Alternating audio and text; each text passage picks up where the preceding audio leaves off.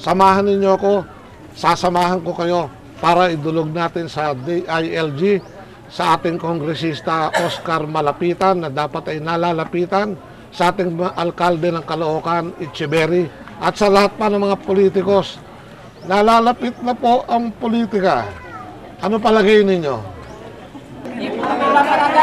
Hindi na po sila mapalagay, mga kaibigan. Sana po ang hiling na kapiraso, Ginoong Greggy Araneta, alam po namin na meron kayong gininto ang puso.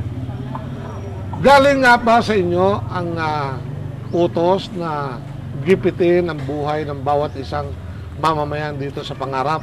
Yan po ang ating hinihingi ng katarungan at nawa ay maibsan at magawa natin ng karakarakang lunas ang problemang ito dito sa Pangarap na nasa panulukan po ng Caloocan.